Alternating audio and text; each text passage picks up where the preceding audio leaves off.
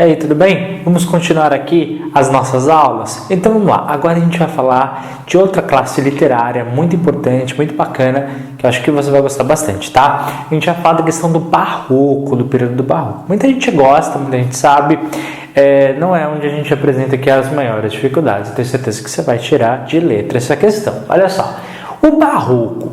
Então, como é que se caracteriza o período do barroco? Bom, o período do barroco ele vai se caracterizar basicamente na Itália, tá? É o epicentro do barroco, é caracterizado pela Itália. É onde você vê, inclusive hoje, coisas do período, né? Manifestações daquele período do barroco, hoje, inclusive, principalmente na questão artística, e até hoje na Itália. Se você andar pela Itália, em várias cidades, você vê marcas presentes ali pelas cidades. Isso tudo, né, nós temos que datar aqui do século XVI, tá? Que nós temos essa caracterização. Bom, quais são as manifestações que nós vemos características dessa época? Bom, e o primeiro ponto que é curioso falar para vocês é que não existe um padrão único. Até hoje é um pouquinho difícil nós definirmos exatamente a questão do barroco. Por quê? Porque ele há muitas variações, tá, dessa época. Veja, nós estamos saindo de um classicismo, nós estamos saindo daquele período onde se buscou extremamente o homem como centro e começa ali ter um certo conflito, ou seja, naquele momento o homem ele se sente um pouco como se tivesse fugido um pouquinho de Deus. Então, quando isso acontece, nós temos várias manifestações, tá? Uma espécie de arrependimento, digamos assim. Então, entre elas, uma forte presença assim do drama, tá? A marca assim da tristeza, há traços fortes, principalmente nas obras, nas estruturas, nos monumentos realizados nesse período. Nós temos até às vezes a presença de um realismo, uma busca pela perfeição nas construções, nas esculturas, mais próxima do real possível, tá? E muitas delas com um pé, ou até mesmo os dois, na questão espiritual, tá? Ou seja, a gente pode observar que da mesma forma que há representações humanas nas estruturas e tudo aquilo que é feito, há uma presença do espiritual de Deus, tá? Basicamente por dois motivos.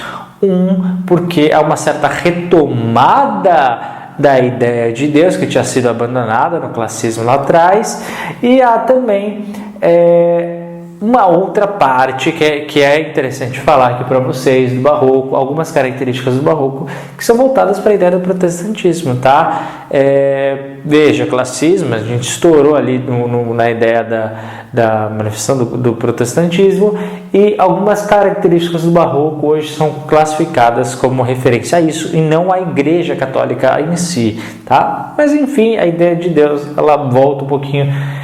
Outra característica é também a questão do exagero, da força, de querer mostrar os traços muito marcantes do barroco, tá? Então, se você, por exemplo, tiver a oportunidade de ir para a Itália, você vai observar, tá? As esculturas, principalmente, uma forma, as igrejas e tal, uma forma aí do barroco aí das suas marcas características. Bom, passando um pouquinho, uns 2 séculos, tá? A gente estava no 16. Agora a gente vai entrar aqui no século XIX. Bom, Árcade, o período Árcade. Veja, lá atrás, sempre com a nossa linha do tempo, não se esqueça. Trovadorismo, Deus, o centro. Aí a gente passa para o humanismo, cai no classicismo, o homem considerado o centro, ideia de Deus abandonada. No barroco a gente volta um pouquinho à ideia de Deus, a um certo arrependimento, o homem começa a se valorizar. Bom, no período Árcade, aqui as coisas já mudam um pouco, tá? Bom, no século XVIII, final aqui do século XVIII, a ideia da natureza, tá? A natureza, em tudo que é feito no período do arcadismo, se valoriza a ideia do natural, aquilo que vem da natureza, tá? É o período que nós classificamos como período do bucolismo. Então, o que é bucolismo?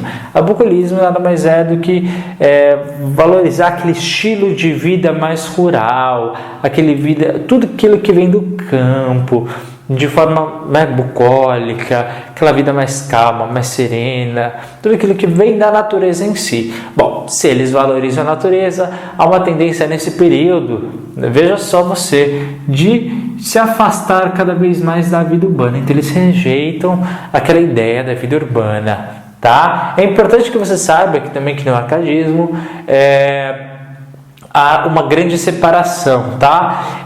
Eles valorizam, obviamente, o homem natural. Eles falam que há aquele homem natural, aquele homem puro, tá? Existe para eles esse homem puro, que é muito diferente daquele homem que é corrompido pela sociedade, tá? Então há uma tendência nesse período de buscar aquele homem natural, aquele homem das suas origens, a busca pelas suas origens, tá? Muito dada até pela presença da natureza. Eles diziam esse pensamento, né? Você vê que até hoje há um certo pensamento em relação a isso. É nesse período que a gente tem muito famoso, né? A ideia do carpe diem, tá? Deixa fazer, deixa estar, a vida, né? Vai sendo levada diariamente, né? Aquela coisa sem preocupação, né? Esse é o pensamento Arcade, tá? Bem mais tranquilo. Você percebe que é bem oposto mesmo à questão do barroco. Por isso que eu gostei de colocar aqui para vocês, mostrando duas referências. Depois daquele conflito, daquele drama do barroco, poxa vida, no arcadismo já relaxa, já tem aquela coisa mais natural. Deixa estar, não se preocupe com o amanhã, viva o dia, carpe diem, viva, mantenha o dia, tá? Muitas das obras produzidas nesse período, eu quero que você saiba o seguinte, eram utilizadas pseudônimos, tá bom? É uma grande característica do período arcadista, de tudo aquilo que era produzido, era realizado através de pseudônimos, tá? Isso é importante. Heitor, e o que era falado além da natureza? Bom, a ideia central de tudo aquilo que era escrito, falado, produzido no período do arcadismo é a ideia do simples, daquela coisa fácil, tá? Justamente buscando a coisa mais tranquila. Então eles falavam sobre temas do cotidiano, falavam temas sobre o amor, sobre a vida, sobre o casamento, tá bom? Sobre a questão da morte, mas até da morte era de algo mais tranquilo, algo natural, tá bom? Percebe essa ideia? É muito oposto à questão escura do barroco, a questão forte, aquele drama, aquele sofrimento. Aqui não, já relaxa. Você percebe uma coisa? As classes literárias, o ser humano, né? Porque a literatura é um reflexo do ser humano. Eu quero mostrar para vocês justamente esse período. O ser humano ele é cíclico, né? Uma hora a gente está tranquilo, outra hora a sociedade ela fica mais sombria, ela a hora busca mais a presença de Deus, a hora busca a valorização do homem. O ser humano é curioso, né? Porque ele anda meio que de maneira evolutiva, mas sempre em maneira cíclica. É curioso essas manifestações. Tudo isso é reflexo da sociedade, né? Da sociedade da época, de tudo aquilo que a gente vivia. Tá bom? Então vamos agora para o romantismo, que eu acho que você vai gostar bastante. E aí, aluno, tudo bem? Vamos agora para a parte do romantismo, uma parte muito bacana, tá? Bom, quando a gente fala do romantismo, eu basicamente agora vou entrar um pouquinho mais no Brasil, tá? Porque muito agora dessa parte é quando a gente começa a falar da literatura brasileira, quando a gente tem mais registro, e é onde nas escolas, onde a gente estuda, é onde a gente entra, tá? Então, a partir de agora, quando eu estou falando da literatura, estou me referindo aqui à questão do Brasil, porque a gente começa a valorizar esse aspecto, afinal, estamos no Brasil, né? Bom, como que a gente pode começar a falar da questão do romantismo? Primeiro, sobre uma questão de paralelismo, só para falar. O romantismo no Brasil, obviamente, que ele começa muito mais tarde que na Europa, que era a referência ainda até então, talvez até hoje, né, no mundo. e por vários aspectos políticos sociais, obviamente que não humanos, mas o que eu quero dizer para vocês é que no Brasil, aqui, a primeira referência que nós temos quando a gente fala em romantismo, ele data de 1836, tá bom? Então, com quem? Bom, com Gonçalves de Magalhães. Tá? Então, fala romantismo no Brasil, você tem que saber. 1836, Gonçalves de Magalhães. Bom, a classificação do romantismo, a separação que nós temos, ela basicamente é feita de 3 gerações que nós chamamos, tá bom? A primeira geração que nós chamamos de uma geração mais voltada para nacionalista, tá? Então, ou seja, você tem marcas ali da questão romântica, da questão da ideia de valorização da nação, tá? Essa marca, ela é muito forte aqui no Brasil, de valorizar a pátria. Quer ver só? Olha os exemplos que eu trago para vocês. O próprio Gonçalves Dias, tá? Com a ideia que é a grande referência da primeira geração do romantismo, com a ideia, por exemplo, de falar do índio, o bom selvagem, etc. e tal. Ou seja, uma forma de se resgatar o passado do Brasil, daquela ideia do pensamento do índio, da ideia do originário, de valorizar o índio como referência do Brasil, tal. Então, essa primeira geração é marcada como isso, tá? A ideia de se valorizar, porque é natural, você tem que buscar alguma referência do passado para você valorizar a sua questão de patriotismo, questão de nação. E o Brasil, a referência que tinha, obviamente, eram os índios, né? Então, eles foram resgatar desse período. E essa primeira geração é caracterizada muito forte por esse aspecto. Já a segunda geração, a segunda geração é um pouquinho diferente, sabe por quê? Porque ela é influenciada principalmente por Lord Byron, tá? É importante falar, Lord Byron, que era escritor inglês, muito, muito famoso na época, até hoje é muito famoso, né?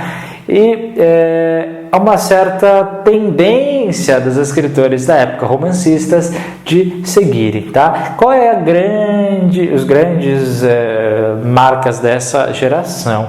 A gente pode falar que foi Casimiro de Abreu e o próprio Álvares de Azevedo, tá bom? Eles são duas referências da segunda geração. Mas essa segunda geração é muito diferente da primeira, tá? É muito marcada pelos vícios, pelas coisas mais sombrias, até pela influência do Lord Byron. É considerado o mal do século, né? O período mais triste, mais sombrio. Há um grupo que diz que na verdade não, que na verdade sempre tem um outro grupo que diz o oposto, né? Mas na verdade fala que na verdade era só a referência, mas era uma crítica social e tal, tá? É uma série de discussões, mas aqui essa segunda geração é muito marcada pela questão mais da boemia e tal, tá? Uma coisa diferente. Porém, muitos falam dessa outra mudança por causa dessa terceira geração. Terceira geração, já muito influenciada até pela questão do Victor Hugo, a gente tem como referência o próprio Castro Alves, tá? A gente vai falar depois desse aspecto, mas o que eu quero dizer é o seguinte, aqui na terceira geração do romantismo, nós temos o início de uma preocupação social, tá? Principalmente com a questão do final do escravatura e tal, há uma certa tendência a fazer certas críticas à questão da ideia do escravo e tal. Ok? Então aqui se inicia essa preocupação e é importante você saber. Questão social, terceira geração. Lord Byron, quando a gente fala em influência de Lord Byron, aquela vida mais boêmia, segunda geração. A primeira, não se esqueça, caracterizada pela ideia nacionalista. Tá? Então o romantismo é isso. Primeiro resgata a origem da ideia de nação, a ideia do índio, que era a nossa referência. Depois cai naquela ideia dos vícios, da tristeza em si, e depois na terceira já se preocupa com a questão social. São essas 3 marcas, você vai ver que são bem diferentes do romantismo, né? O romantismo é caracterizado por isso, por essa versatilidade, tá bom? Não se esqueça. Bom, e no próprio, falando em romantismo, né? Romance. Quando eu falo em romance, eu falo antigamente das novelas escritas, né? Que eram da própria prosa, as histórias. A grande referência da prosa, do romantismo, a primeira referência é A Moreninha, datada de 1844, de Joaquim Manuel de Macedo, ok? Bom, mas eu acho que o mais conhecido, disparado, inclusive até hoje, né, se cobra em vestibular, até a própria questão do Enem, José de Alencar, né? Eu acho que duas referências aí importantes para você, para José de Alencar, Iracema e o Guarani, que são duas obras do período romântico, que foram escritas, né, são romances e tal. Alguns classificam também aqui Machado de Assis, tá bom? Não vou entrar no mérito da discussão, tá? A grande maioria fala que Machado de Assis tem um pezinho aqui no romantismo, mas na verdade ele era realista. Realismo é o próximo assunto literário, o próximo tema da literatura que a gente vai tratar a seguir, tá bom? Mas eu queria já deixar como citação aqui para vocês, tá bom? Então vamos agora para o realismo, vamos lá? Bom, agora eu queria falar um pouquinho sobre a questão do realismo, que é o nosso próximo período literário. Lembrando, a gente está no Brasil agora, tá? Situando da questão da produção literária do Brasil. Bom, esse é um período um pouquinho ainda confuso. E antes de explicar propriamente, quero dizer uma coisa para vocês. Para que a gente possa fazer uma análise histórica, social e até mesmo literária daquilo que aconteceu, é natural que o ser humano precise de um distanciamento temporal, porque é difícil a gente olhar para o momento histórico e falar, isso é A, isso é B, porque a sociedade pode mudar a todo momento, tá? Então, quanto mais tempo se distancia, melhor para a gente ver a questão estrutural literária da época, tá? Da própria relação da sociedade em si. Bom, bacana. Quanto mais tempo, melhor para a gente fazer essa análise. Então você vai perceber uma coisa: quanto mais agora a gente se aproximar da nossa época, vai ficar cada vez mais difícil a gente situar, tá bom? Mas algumas coisas a gente pode já caracterizar. Bom, esse período, alguns classificam inclusive como realismo, naturalismo, como se fosse uma coisa só. Outros falam, não, existiram o realismo e depois o naturalismo. Outros falam, existiram o naturalismo e depois o realismo. E outros falam, não, na verdade existiram os dois ao mesmo tempo. Bom, o que eu vou falar? Eu vou falar muito por cima, tá? O que foi rapidamente esse período, tá? Na questão do realismo, o que você tem que entender é que olha só, crise econômica, isso é familiar para você? Pois é, nessa época o Brasil passou por uma crise econômica. Que milagre, né? Mas dessa vez aqui foi um período diferente. A grande produção do Brasil, veja, o Brasil tinha acabado, né, de ser independente, já não era mais colônia de Portugal, mas passamos por uma crise, porque a grande parte da economia brasileira, você pode até ver num dos nossos cursos que a gente tem aqui, que fala da questão social, justamente era a base do açúcar, tá? Da cana-de-açúcar. A nossa economia era baseada nessa produção agrícola do açúcar. Só que ela era feita basicamente com produção escravocrata, ok? E nessa época você tinha uma Inglaterra que precisava de mão de obra, precisava de mercado consumidor, e não valia a pena mais a escravidão. O Brasil, não sei se você sabe, mas foi o último país no mundo oficialmente a acabar com a escravidão. E nesse período, antes da escravidão acabar, a escravidão só vai acabar em 1888, porém, a gente tem aqui, lá por volta de 1850, já a proibição de se trazer escravos da África para o Brasil, tá? Os navios negreiros eram proibidos de desembarcar no Brasil, tá? Mesmo assim, você ainda tinha alguns escravos que já estavam cá e outros que não eram negros, ok? Então, nessa questão, olha, já que não podia mais ter mais mão de obra traseira, mais mão de obra, que no caso era escrava, começa a ter uma crise econômica. Nessa época que aí surge, né? A gente pode aí ter duas referências. Eu vou falar primeiro daquilo que é mais, já que a gente está no realismo, Memórias Póstumas de Brás Cubas, que é do nosso Machado de Assis, nunca se esqueça. Memórias Póstumas de Brás Cubas, que é um livro muito, muito legal, eu acho ele muito atual. É um livro que eu gosto muito de ler, tá? Basicamente, nesse período, a produção ela é de denúncia das desigualdades da época. Isso é muito claro, isso é muito óbvio. Mas também uma grande referência é um livro de 1881, tá? Uma obra do Aloysio de Azevedo chamado O Mulato, que fala muito dessa questão. Porém, a gente pode até classificar ele como mais naturalista. Deixei aqui só uma questão para você saber da referência da data. Por que mais naturalista? Porque alguns classificam a questão do naturalismo para algo mais antirromântico, ok? Que é muito característico da obra que eu falei. Eu sei que antirromântico não escreve mais com hífen, tá? Na verdade, você tem que tirar o hífen, colocar mais um R, mas eu tenho essa marca da escrita ainda antiga, tá bom, gente? Então, eu gosto, até uma questão de referência histórica, aquilo que eu já fiz, aquilo que eu já pertenci, e eu gosto do hífen, tá? Eu vou manter, mesmo sabendo que está errado, gramaticalmente, tá? Mas, para mim, não está. Bom, dentro dessa questão do naturalismo, nós também é característico, tá? Essa questão do determinismo, ou seja, tudo é assim porque não adianta mudar. O fatalismo é muito presente, né, nas obras desse período naturalística. As coisas são porque são, não adianta mudar, esse é o fim, isso que acontece.